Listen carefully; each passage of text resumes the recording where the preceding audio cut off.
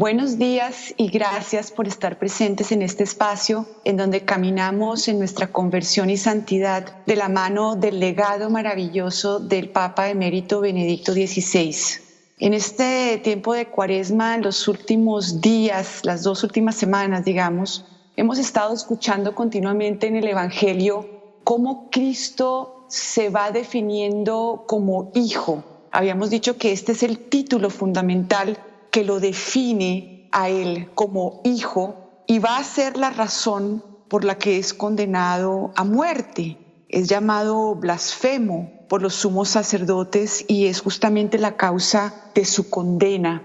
Los judíos tal vez no esperaban que el Mesías iba a ser justamente el Hijo de Dios. En estas semanas, si se han fijado, se ha leído el Evangelio según San Juan. Ya desde Juan 5, Jesús empieza a hablar de lo que significa que Él es hijo. Dice, mi Padre sigue actuando y yo también actúo. Por eso los judíos tenían más ganas de matarlo, porque no solo quebrantaba el sábado, sino también llamaba a Dios Padre suyo, haciéndose igual a Dios. Y Él entonces les dice, en verdad os digo, el Hijo no puede hacer nada por su cuenta, sino lo que viere hacer al Padre. Lo que hace eso mismo hace también el Hijo. Fíjense que Jesús empieza a manifestar claramente cuál es esa intimidad de Dios que en el Antiguo Testamento no había revelado. Luego leíamos también en el Evangelio según San Juan, también en el versículo 5, dice él, dijo Jesús a los judíos, si yo doy testimonio de mí mismo, mi testimonio no es verdadero. Hay otro que da testimonio de mí. Y sé que es verdadero el testimonio que da de mí, pero el testimonio que yo tengo es mayor que el de Juan. Las obras que el Padre me ha concedido llevar a cabo, esas obras que hago dan testimonio de mí, que el Padre me ha enviado. Dice que todo el tiempo muestra esa dependencia del Padre, un derramamiento del Padre en Él y a través de Él. Sigo leyendo, y el Padre que me envió, Él mismo ha dado testimonio de mí. Estudiáis las Escrituras pensando encontrar en ellas vida eterna, pues ellas están dando testimonio de mí y no queréis venir a mí para tener vida. No recibo gloria de los hombres. Yo he venido en nombre de mi Padre y no me recibisteis. Si otro viene en nombre propio, a ese sí lo recibiréis. Y desde aquí él habla de un cambio fundamental en la religión.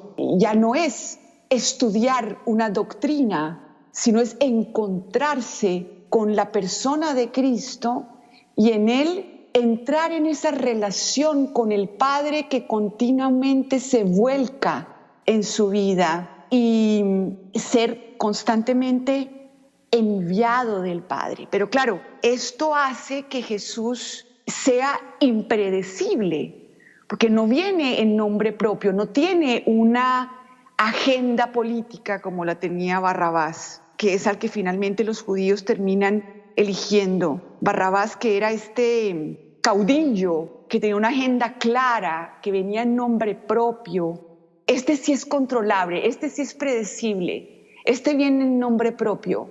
Y a ese sí lo reciben los judíos. En cambio, este Jesús, que depende del Padre, que no hace nada en nombre propio, que es enviado, pues a este no lo podemos controlar, no sabemos qué va a hacer. Esto no le gusta al ser humano. Luego en San Juan 7, estoy repasando los evangelios de estos días, San Juan 7, y dicen, pero sabemos de dónde viene, porque sabían que venía de Nazaret, mientras que el Mesías cuando llegue, nadie sabrá de dónde viene. Entonces Jesús, mientras enseñaba en el templo, gritó, ¿a mí me conocéis y conocéis de dónde vengo?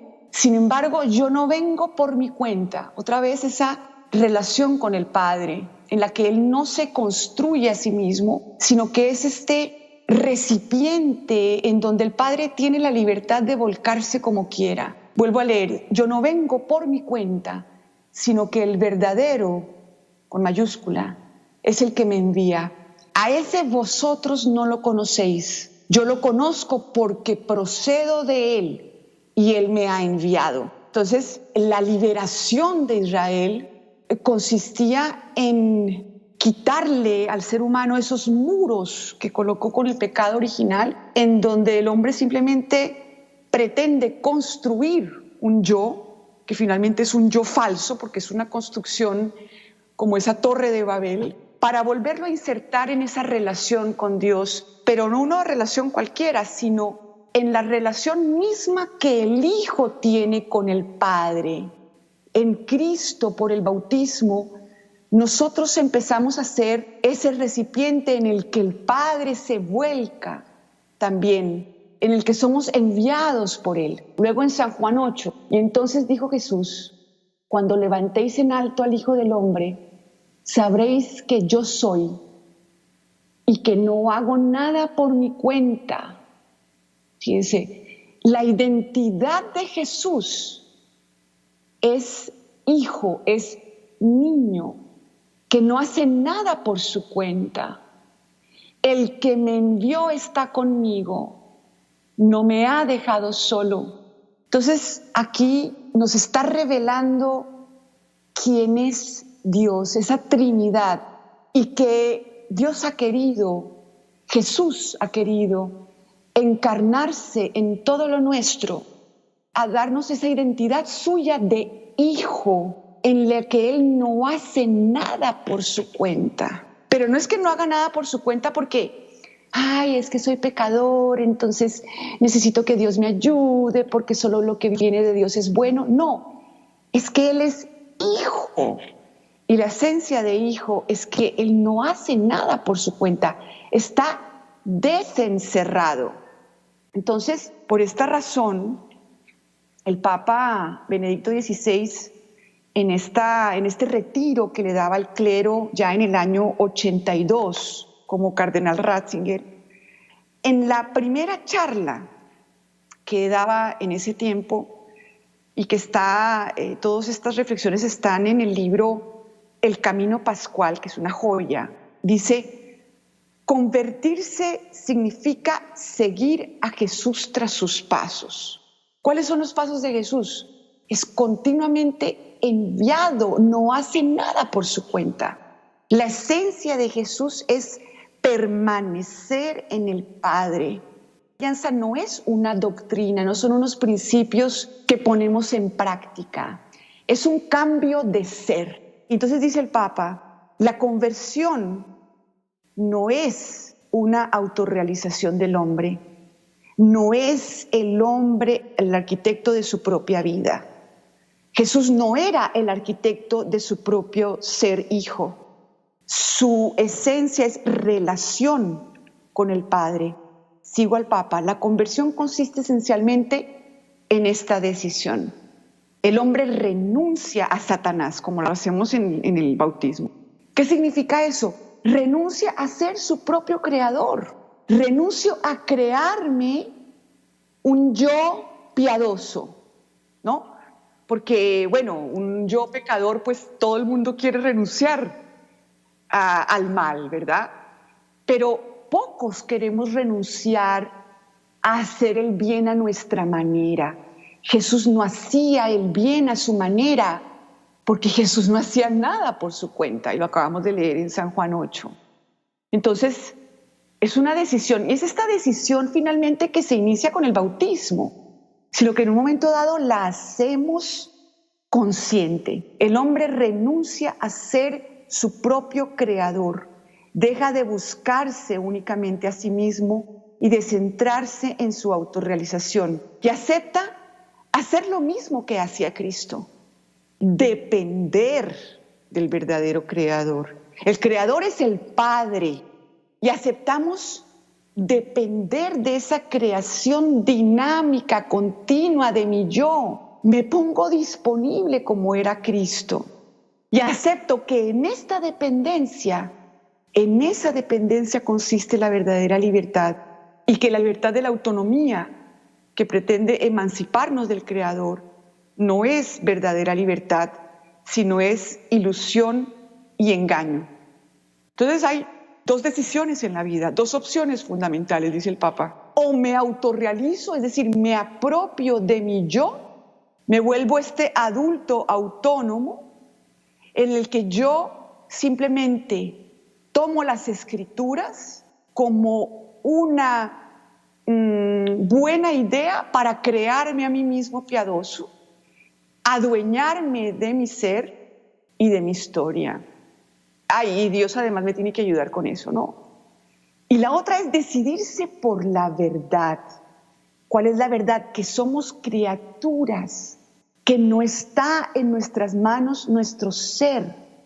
No podemos realizarnos por nosotros mismos.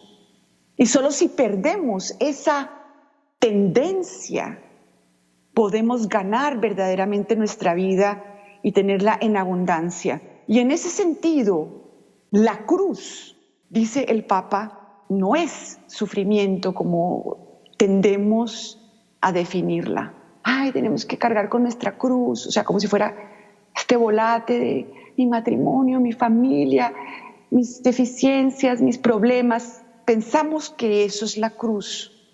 No, dice el Papa, la cruz señala el fin de la autonomía, el fin del pecado.